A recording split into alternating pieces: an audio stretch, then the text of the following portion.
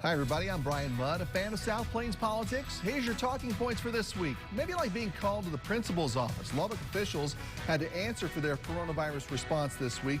Luckily, the news has been better, but not for those who've had their working lives grind to a halt because of the virus. It sounded like the president was going to help keep some of them from being evicted, but that's not the case. From the studios of KAMC Television in Lubbock, your local election headquarters. This is Talking Points with Bryan Mudd. For joining us, everybody. Also this week, back to school. The longest spring break ever ends for most kids this week. And of course, with COVID, nothing is like it used to be. Lubbock ISD's enrollment of over 26,000, nearly 7,500 will do classes virtually from home now. And they have 127 teachers dedicated strictly to teaching online classes. Why?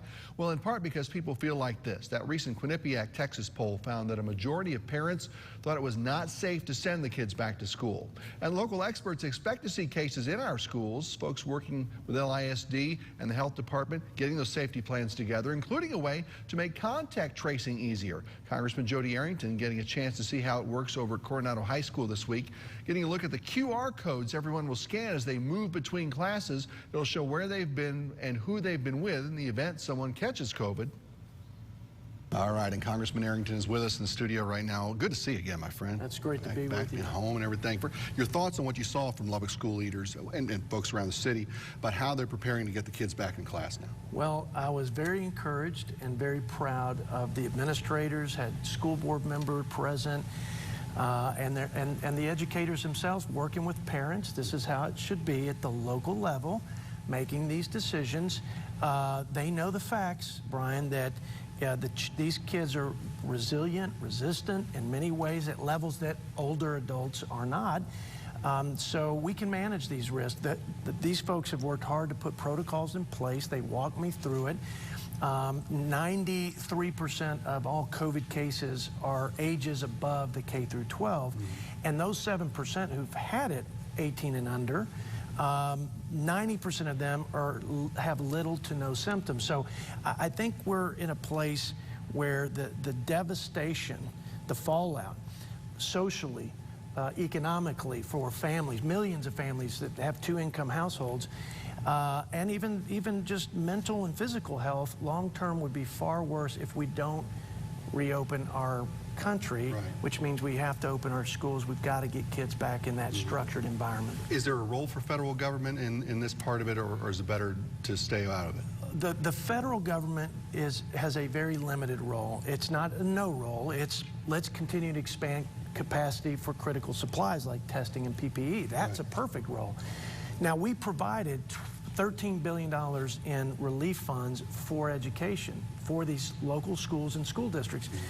1% has been spent so far. 1%. That's another question. A lot of folks are wondering, you know, we still haven't distributed the stuff from the last package, and we're talking about another one. What do we need to be doing here? Is there a way to push that forward? Well, unfortunately, a big chunk of that, 75% of the state relief monies that would flow through the states to the cities who've had COVID-related expenses is still not being spent, okay?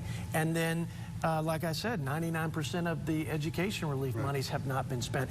So I wrote a letter to the Trump administration, the Secretary of Education in particular, and said, we need to spend these monies down before we decide where the gaps are, and if there are needs. We don't need to throw more money just to throw it at the problem if, in fact, the money will solve it to supplement their resources, A. And B, we should use this money to incentivize and reward schools and school districts like Lubbock ISD for leaning into the recovery by reopening their schools. They're managing risks that other schools aren't. For the sake of the kids and for the sake of our community, reward them. So let's not just throw more money until the other money's spent. Let's use it wisely. Let's incentivize the behavior that will be better, not just for our kids, but for our community and our country long term. That's what I'm trying to do up there on behalf of West Texas. Sure. Now, is that the sticking point for Republicans on the latest coronavirus relief bill? Because there are folks out there who are going to say, look, I understand schools and holding the money, but I need another check. I got to pay bills. Sure. Totally legitimate. Let's first and foremost make sure that our families get the relief that they need but let's do it in a targeted way. There are folks that don't need those checks. Right. And let's structure that temporary assistance in ways that don't disincentivize people going back to work. The biggest problem with the CARES package, and there was a lot of good, okay, but the biggest problem was the barrier of unemployment insurance being plussed up so high that 75% of West Texans who were on unemployment were being paid more than they were in their previous job. I've heard that from I don't know how many business leaders. I hear it all the time. Yeah, you know, this was great. Now people won't come back to work for me. That's right. So what I'm saying is there's a way to provide that assistance. Maybe we do another cash payment. I'm not crazy about it, but there are needs, but let's target it to the most needy. And then in addition to that, let's provide some tax breaks. I like the payroll tax holiday because it helps small businesses, but it also rewards people for going back to work. Those who go back to work get to keep a big chunk of their pay that will help them with all kinds of expenses that were, you know, related to this pandemic that nobody foresaw. Yeah. We've had to be so COVID-centric, speaking of that lately. I want to know if there's some other things maybe we've missed. I know you were trying to get some folks to take a closer look at the packages that were delivered to people's homes from China that had weird seeds and stuff inside. I heard of people getting pieces of clothing. I actually got one in my house, was empty, just an empty bag. Really? Yeah. What's going on with it? What is that deal? There are all sorts of nefarious activities surrounding China, and they're the sort of mysterious seeds that are being sent to folks. We're not sure, you know, all the details of that's being investigated, but everybody should take an abundance of caution.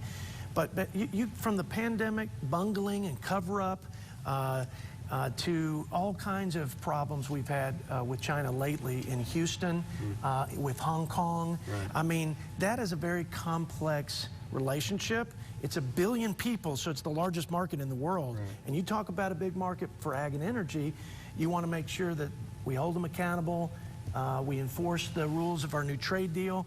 They made the largest purchase of American product in the history of our relationship. At the same time, we got to hold them accountable for what they've done to the world. Right. The people that have died, the mass devastation economically they've caused, they ought to compensate not just Americans, but people around the world for their irresponsible actions. You were with the president a couple of weeks ago in Odessa over double eagle energy and all that, while watching him sign the stuff to ease some more regulations in that sector, and you were with him on Air Force One there and back. Where is he at, and where is Washington at, I guess, politically heading into the November election season? It's just a weird time, made even weirder by all this stuff that would normally happen. I agree with you. It's a weird time because you have the presidential election. You've got a lot at stake. Emotions are high because I think the country's at a tipping point. I think you have probably as stark a contrast as we've ever had in two visions and views of what's best for our country going forward. Kamala Harris was recently announced as the vice president, the vice presidential sort of candidate, if you will, for Joe Biden. And you look at her record and you look at all the things she said in her campaign for president, whether it was open borders, whether it's let's let 16-year-olds vote, or it's, hey, let's stop fracking, which would end oil and gas, which would end West Texas prosperity. And, oh, by the way, the Green New Deal would be good, except if you're an ag district or you own a cow or an airplane, right? And we would just do away with all those things. The radical leftist socialist agenda has been fully and enthusiastically embraced by the likes of Kamala Harris. It's hard to get to the left of Bernie Sanders and Elizabeth Warren, but her voting record does. So you've got this sort of freedom, free states, free people, free markets, and the view that if we just limit the government's role in our lives, you'll unleash the greatest potential of the American people. That is the secret to America's greatness, versus the road to perdition, which is the road to Venezuela, which is the result of socialist policies. I think in the end, and president will go up and down, polls will be all over the place, that will be the decision. And the folks in the middle, I don't care if you're a Democrat, Republican in the middle, or independent, they may not like President Trump's style. And I may not agree with his presentation always, but his policies and his agenda are absolutely what this country needs. And the results from that, holding China accountable, securing our border, rebuilding our military, just unleashing the greatest potential of the greatest economy in the world, getting a farm bill that was better than we've seen, being a voice for the forgotten man in rural America. Come on. People are going to see that and say, I don't care what his personality is. I don't have to like the bedside manner of my doctor. If he's going to cure me, if he's going to heal me, if he's going to get me back in the game, I'm all in for him. Ultimately, I think that's what's going to give this president 4 more years. You heard it first here with Bryan Mudd, ladies and gentlemen. Hallelujahs from the congregation for Brother Errington here. Good to see you, my friend. Talk to you soon. Likewise.